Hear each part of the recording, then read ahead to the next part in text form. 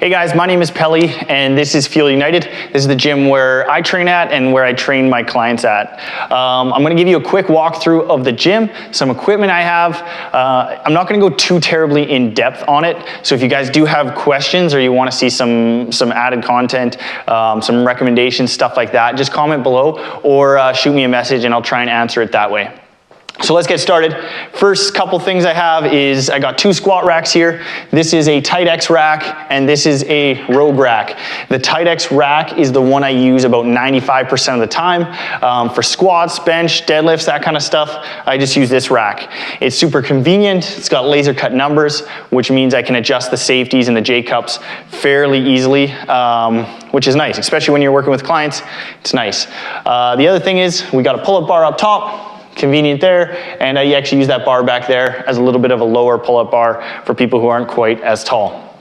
From there, we got the Rogue squat rack. This is the first piece of gym equipment I ever purchased. This was in my tiny little garage where I first started training out of, and it's a solid piece. I really don't use it that often anymore. Maybe for pull-ups. I got some rings up top here, which are good, but typically I don't use this rack very often. You can see I've just taken a paint marker and numbered this rack for convenience. It doesn't come with laser cut numbers like that other rack, and the safeties on this thing suck to adjust, in my opinion, especially when you're working with people. They're paying for their time here, so you want to get in as much stuff as you can, and if you're fiddling with adjusting stuff all the time, it's a waste of money, it's a waste of time on their part. So majority of the use gets majority of the time this rack over here gets used. In this rack, you will see I got a adjustable platform, which I use for box squats, step ups, stuff like that. I actually got this manufactured from a local company. It works really well. I threw a rubber mat with a wooden platform on it. It works super well, super convenient, easy to adjust. I like that thing. You can see back there's actually a dip attachment that Rogue makes. I think a variety of other companies now do that as well. And it just mounts to the side of the rack, so you can actually end up doing dips on the side of your rack. It's a nice piece. Got that when I got the rack. Works well. Does the trick. Okay, we'll move into weight plates. These are the first weight plates I ever purchased. They're York steel plates. They work really well. I like them. They look good. They're black like most things in this gym. And yeah, I like steel plates because they look nice, they sound nice, they get dinged up and they still, I think, look cool. So I usually try and stick to purchasing steel plates. I got 10s, 5s, 25s, 35s, and 45s. Something I'll mention is when you're buying plates, first of all, if you're not looking to spend a lot of money, buy steel plates. They're typically cheaper than urethane coated or rubber coated plates. Second of all, when you're buying plates, don't bother buying 35s like I did. I actually have six 35-pound plates that never get used. They basically hold this thing down. Don't waste your money with buying 35s. Save that and just buy more of the 10s, 5s, 25s, 45s, or spend it on something that you're actually going to use. I should add one more thing. When you're buying plates, make sure to buy the Olympic plates or the Olympic size. I think it's a 2-inch diameter hole in the middle. There is 1-inch diameter plates, but there isn't a ton of equipment or bars and good bars and stuff that you can use with a 1-inch diameter hole plate. So start investing in the 2-inch holes, and then there's more equipment down the road that they can be used with. So from there, we got more plates over here. These are York. I think they're called like ISO grip or something like that plates. I actually really don't like these plates. They are urethane coated, so they don't sound like those ones. They don't feel like those ones. And on top of that, they take up a ton of space on this weight tree. So if you come in here and you look at these, you can see there's huge spaces in between each plate, which is kind of something they advertise as a good thing because you don't pinch your fingers. I've never personally pinched my fingers between plates before, but I guess other people had that issue, so they had to make these plates. So you can't fit many plates on the storage system, and they look silly being spaced out on a bar. So down the road, I'll likely sell these guys and buy more steel plates. At the time, I just got a sick deal on these from someone local. The two weight trees were also manufactured by a local company here, just out of steel, welded, powder coated. They do the job. Quickly, I'll touch on this bench. This is a Rogue flat bench. It's bolt together. If your garage floor is uneven, definitely recommend a bolt together bench. This is the first bench I ever purchased. It kind of came along with that rack. Would I do it to buy this bench again? Probably not. There's a lot of other manufacturers out there who make a equal quality bench for a better price, in my opinion. This thing's nice, it's solid, it works really good, but in my opinion, at the time at least, it was overpriced. Okay, so let's move over. We got bumper plates, 15s, 25s, and 45s. If you're gonna buy one pair of bumper plates for your gym, just buy 45s and then put steel plates that you have on top of it. You'll save some cash. You don't have to spend so much. I use the 15s and the 25s for clients who are learning technique or form or just aren't quite as strong as they need to be to lift the 45-pound plates. It just gets the bar to a good deadlift height and they work really well.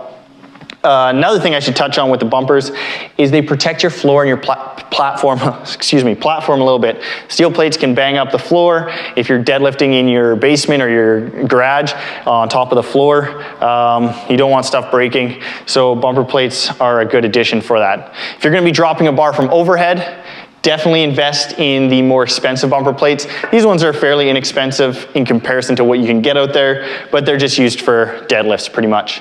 The storage unit that they're on, something to be mindful of.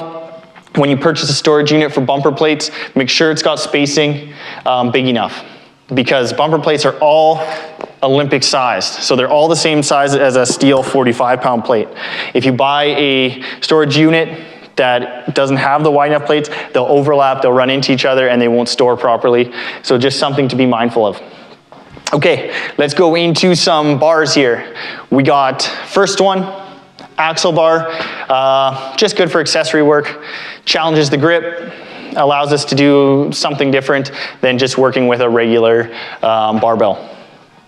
Behind it there is a football bar, football bar or neutral grip bar. There's a variety of these out there. Some are more expensive, like the Kabuki Strength. I think Cadillac bar is more expensive, but it's super nice. Whereas this one's fairly inexpensive, but gets the job done and gives me and clients something different. So we're not always pressing with a regular barbell. We can go neutral grip, challenge things differently. We can do some close grip pressing with it. Works really nice, and yeah, fairly inexpensive option. I also throw this on top of the squat rack sometimes and do some neutral grip pull-ups, chin-ups, that kind of thing. Okay, from there we got the barbells, which I'll start with this one here. This is the bar I use majority of the time for deadlifts. It is an American barbell bar. It's the first more expensive barbell I invested in when I was back in the garage. It's got a very passive knurling on it, but it's really grippy, which I like, and I like that for deadlifts. I never usually have too big of a problem with the bar sliding out of my hands, so this bar works really well, and it looks good. The black coating on it looks really nice. The other thing, which I'll touch on later, is you'll notice this bar is more of a multi-purpose bar where it doesn't have a center knurling, and I'll touch on that later. From there, we got just a wooden dowel. If you're going to do mobility work, something that works really nice for learning technique, just go to your hardware store, buy a wooden dowel. It works really nice, and it's inexpensive. It's very effective. This is the shoulder rock underneath it. Also not a barbell, but really nice for mobility work. No one really needs this, but it is convenient. You'll see me swinging it over my head, getting things opened up before I do pressing movements. It's made by Kabuki Strength as well. And then we have a kind of a beater bar. This bar, I don't even know who makes it. It came with, I think, a set of plates, so maybe York made it. It doesn't really get used that much unless we're gonna abuse it, so rack pulls, that kind of thing, gets used for that. Really no heavy weights, maybe some glute bridges. You can see there's the pad on it. I don't use this pad for squats. I don't have clients using a pad for squats either, but I do use it for glute bridges. The bar underneath it here is a power bar. You can see the difference. This bar up top here and the bar on the deadlift platform do not have a center knurling or center grip piece. Power bars do. So if you're going to buy a bar and you're planning on squatting with it, I would definitely invest in a power bar and use that as your only bar. Because if you're squatting without this center knurling here, that bar's gonna want to slide down your back. It's not gonna feel very nice. It's not gonna be very grippy. And yeah, it's just gonna be a hassle. So if you're gonna buy one bar, buy a power bar or a bar with a center knurling. You can do pretty much everything with it without too much of a hassle. Bottom bar here just came in, took 7 months to get here, but is finally here. It is the Kabuki Strength Transformer bar, and it's much like any other safety squat bar where the handles are out in front and it's got padding on it. Feels a little more comfortable. Haven't used it with clients yet, but I'm really looking forward on doing that. I had a different safety squat bar, which was really nice for giving clients a different feel than barbell squatting. They don't have to crank their shoulders back. It gives their wrists, their elbows a break. If someone has injuries or they play a sport like baseball, kind of gives their shoulders some relief from barbell squatting. On top of that, not everybody loves barbell squatting. Not everybody's gonna go in a powerlifting competition. So if we can find them something that's more comfortable, that they can still get that movement in with, then we have that option here. This bar can also it can be a safety squat bar, it can be a high bar squat, it can be a goblet squat, low bar squat, and a hip hinge, which works really well, and as well as working with clients who are just learning form and technique on those different movements.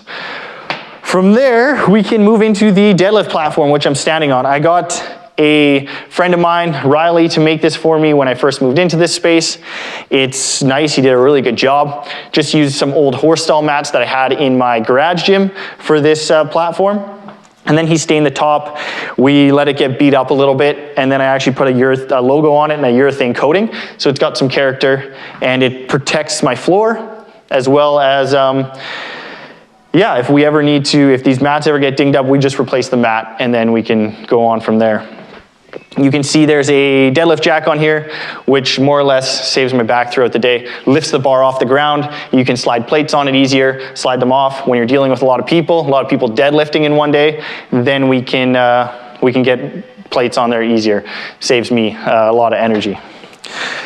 Okay. Then let's get into the cable machines. First one we're gonna start with is the Titan lat pull down and low row. You can do lat pull downs here, you can do rows here, you can do bicep curls, tricep press downs. Don't do a ton of that on this machine. The tricep press downs and the curls, don't do a ton of that. But this thing is awesome. I originally had more of a home gym piece of equipment in here that was plate loaded. I decided I need to upgrade something a little bit more professional, a little more commercial grade. I was looking at a couple options. There's the Rogue piece, which is just like this, but it's about 3 times more expensive. After reading reviews online, I ended up purchasing this piece because everybody said they're like identical. This one's just way, way less expensive. So I bought this piece. It's been awesome. It looks really awesome. It's solid, it's heavy, it sucks to move around, which is a good thing. My only complaint maybe would be the seat, but that can always be replaced. So if you're gonna buy something for your home gym, I would actually recommend this piece. It's only $200, I think, more than the kind of crappier piece that I had earlier for a 100 times better piece of gym equipment. So Titan Fitness makes this one out of the States. It's an awesome piece. I would recommend it to everybody. This thing's great. And then we have the Hoist functional trainer, which you can see there's a curl bar on here. You can do bicep curls, tricep press downs, that kind of stuff. I can have one client working on this side, one client working on this side. There's 2 separate weight stacks, and it works really good. Nobody really needs this piece for their house. Unless you got some extra cash kicking around and you want a functional trainer, then this one, I mean, for me, it's been really good. It's worked really good. My only complaint about this is it's got some plastic stuff, which I'm not a huge fan of, because anything that's plastic in a gym, I find typically gets broken. For attachments for your cable machines, I would just recommend going on Amazon, somewhere like that, and Walmart sometimes has them, and purchasing them there. They usually all come from China, and then they're just rebranded and resold by different companies. So just find whatever you can, and then go from there. Okay, we'll quickly go into the ropes. One piece of cardio equipment. If you want to save money, you don't have a ton of cash, just get ropes. They're easy, easy to learn. they kick your butt and they don't take up a ton of space. Right now I kind of got them spread out on the floor. Usually I push them up against the wall. They don't take up a bunch of space. So if you're gonna get one piece of cardio equipment that's inexpensive, just get some ropes. Okay, we got benches here. The Rep flat bench, which very similar to the Rogue one, it's just got a fat pad on it right now. If I'm gonna recommend any flat bench for someone for their home gym or any gym really, I'm gonna recommend probably a Rep fitness bench. This thing's awesome. It's got a really grippy fat pad on it and it works really well. Clients like it, I like it. It's got wheels on it and a handle. So for me, moving stuff around all day, this bench is awesome. I use this more probably than the Rogue bench the majority of the time. And it's less expensive, or at least it used to be. Okay, here we got the Rep adjustable bench. So this thing can go incline and it can go flat. It's got wheels on it so we can wheel it around. Again, saves me a little bit of effort. Solid bench, never had an issue with it. Again, if I'm gonna recommend a bench, even an adjustable one, I'm gonna recommend probably the Rep fitness benches. I really like them and they're a really good price for what you get. And they look good. They do a good job making them look nice too. So that's the two benches. Let's move into the dumbbells. They're all rubber hex dumbbells in here. In the garage gym, to save space, I had power blocks. If I was to go back to a smaller space, I would get power blocks again, and I wouldn't bother with all these dumbbells because they take up a lot of room and they're way more expensive. I think these ended up costing me with the racks around the $3,000 mark, where a set of power blocks from 0 pounds to 90 pounds, which is 3/4 of these, cost you, I think, around $800 to $1,000. And they take up about as much space as these 70s. So if I'm gonna recommend for the average person in their garage or their home gym, just buy a set of power blocks. They don't take up much space. When you go down in weight, they get smaller. When you go up, they get bigger. Don't bother with the Bowflex ones because they're always huge, whether you're doing 5 pounds or 100 pounds. Just get power blocks. I loved those things, they were awesome. But yeah, we got rubber hex dumbbells. Clients like them, I like them, they feel good. If you want to spend the extra cash, just get them. Okay. Couple kettlebells down here, just a 20 and a 30. I'll probably get more down the road. We'll use those for different things like rows, some warm-up work, stuff like that. Definitely probably gonna invest in more of those down the road. And then in here, we just have a ton of mobility, core equipment, lacrosse balls. There's a boomstick by Kabuki Strength down there, foam rollers, mats, that kind of stuff. Over here you can see there's a box. These, if you're instead of buying or making or getting somebody or purchasing a step-up platform that's adjustable, a box works really well. They're inexpensive, they're easy to build, and they do the trick. You can do box jumps on them, you can do step-ups, that kind of stuff. They work really good. I don't use this quite as much anymore now that I have that platform, but it works really well. Then I got a hanger, have the bands, that kind of stuff on there, belt, hang that up, slingshot, Pioneer belt that I use for squatting over here. You'll notice a big theme in here is everything is kind of mounted to the walls, storage-wise. If you're gonna get equipment for your garage or your house and you don't have a huge amount of space, invest in storage pieces that mount to your wall. Keep stuff off the floor, keeps your gym looking nice, keeps it feeling nice, and if you have a space that feels and looks nice, you're gonna use it way more. So I definitely recommend investing in storage stuff to keep stuff off the ground, keep your space clean, keep it open, then you can use it more, it feels better. Cool, so from there we have the Assault Runner. It's just a treadmill, a pretty fancy treadmill in comparison to most treadmills. It's self-propelled, so you're moving it when you're running on here. Mimics running outside really well. Definitely overkill for a home gym, but the nice thing for me is we can really learn how to run properly and we can mimic running outside, which is nice. I would even say this is, for me, sometimes can feel a little harder than running outside, but you should give one a shot, see how you like it.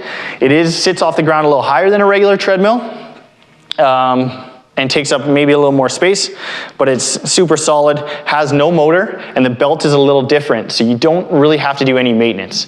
You have to check the bearings, check the belt every once in a while, but you're not replacing motors or they're not burning out and your belt isn't wearing out. You don't have to put that stuff under the belt to make sure it's still running. So if you want to spend extra money, this thing is way more expensive than a regular treadmill that you can find at Canadian Tire, but you're not doing the maintenance on it. This thing gets used a ton, and I've never had to do maintenance other than changing the batteries that I forget all the time. So that is those pieces. Before we head upstairs, I'll quickly touch on the flooring here. This is rolled rubber flooring. It is a little more expensive than what I had in the garage, but it looks a little better, it looks a little cleaner. If you're gonna buy something for your gym in your garage or at your house, I would definitely recommend getting horse stall mats. You can find those typically at your Tractor Supply store. They're cheaper, they're super durable, they actually end up looking pretty good. They don't look quite as good as rolled flooring, but they work really good and they look really good. So if you're gonna go with a flooring option that's a little cheaper, horse stall mats is what you should go with. If you want to spend extra money, rolled flooring, don't bother buying those foam tiles that you find at Canadian Tire or Superstore or Amazon. Those things break down, they suck, and for the coverage that they cover, they usually are more expensive than something like a horse stall mat. Okay, let's roll upstairs. Got two Rogue Echo bikes up here.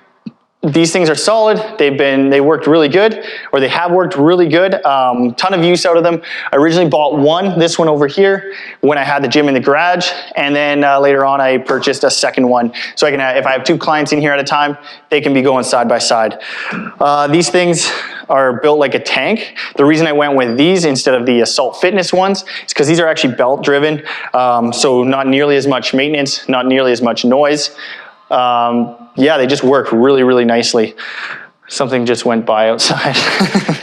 They got wheels on the front, so you can move them around pretty easily. The computer screen on it is really nice. And yeah, they're actually fairly inexpensive. I think they run you around $1,000 by the time it gets to your house. And again, you're really not doing any maintenance on it. So if you guys are interested in more of these videos, or you want some more advice, or you have some questions about these, like I said at the start, just comment below, ask some questions, or DM me, message me, ask some questions there, and make sure you follow the gym at Fuel United, and you follow me at Pelle Friesen. So I'll see you guys in the next video. Whenever you can get back in the gym, get back in there, ask me some questions, and I'll see you guys later.